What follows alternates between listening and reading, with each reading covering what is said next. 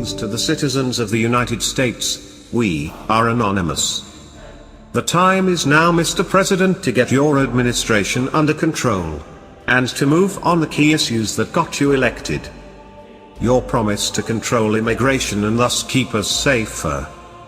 You also got elected to unravel Obamacare and do tax reform. You got elected to be sure we don't have a Manchester London anywhere in America. We stand with our European allies, but we will not walk in their footsteps and repeat their mistakes. That is the message, Mr. President, you must convey to the American people in light of the growing Islamic insurgency in the West. Like the story of the frog in gradually boiling water, we become acclimated to the most potent and dangerous absurdities foisted upon us by the political elite. No other generation of Western leaders would have allowed the Islamic insurgency to fester within their own countries for this long and still remain willfully blind to the existential threat within their midst. Yet here we are, in the aftermath of the third major terror attack in England, and none of the Western leaders are willing to confront the truth. President Trump has come the closest to telling the truth. But unless he shows leadership beyond Twitter and hires staff and appoints cabinet members who share his values, the discernible policy outcomes of this administration will remain materially the same. It's time we recognize that the problem confronting Europe, one that is also rapidly growing in America, is not terrorism. It's not Islamic terrorism, either. Terrorism is a tactic and the violent outcome of the problem.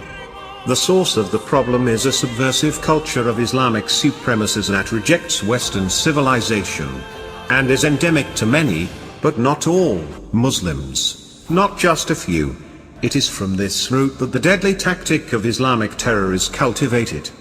But if we tolerate the intolerant supremacist mindset and continue our suicidal immigration policies, we are merely chasing our tail, combating the ubiquitous and unstoppable terror that flows from cultivating this culture on our soil. This problem didn't begin with ISIS, it's been festering for several decades. At its core, this is an immigration problem, and second, it's a problem of the Muslim Brotherhood, Saudi Arabia, Turkey funding of Islamic insurrection on Western soil. Lest you think this problem is limited to Europe, remember that former FBI Director James Comey testified before the Senate Judiciary Committee last month that there were 2,000 plus violent extremist investigations underway and that about 300 of them were refugees. The President must lay this case before the American people in a series of prime-time speeches and demand action from Congress while promising to do everything he can administratively. He must follow up on his campaign promises not to focus on nation building overseas, but on the homeland security problems right on our shores. Finally, what we need from the President is leadership. Sending out a few tweets is not enough. He needs to be consistent, relentless, and specific and see his policies all the way through. He must get his entire administration on the same page and fire those who are unwilling to go along with his agenda. His united team should then demand of congressional Republicans very specific legislation along the lines of the aforementioned principles. Then the President must sell them to the American people in a series of televised addresses. You will be hearing more from me going forward on the specific legislation needed to scrap or reform the U.S. refugee admissions program. But, I tell you that the Republican leadership in Congress will not lead on this, and will have to be dragged kicking and screaming to lift a finger to reform.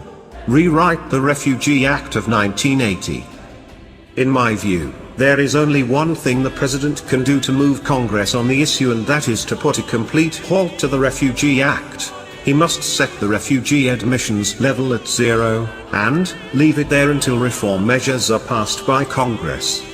And, here is the truth, if he makes no move along those lines, or the additional lines addressed, he will be blamed for a Manchester in America. Not Ryan, not McConnell, not the refugee contractors, not the deep state blocking his moves, not the media or the left wing. If he visibly fights now and makes it clear who exactly is working to undermine our safety and our cultural identity, should, God forbid, a terrorist attack happen, the citizens of America will know he was trying to protect us. We are anonymous, we are one.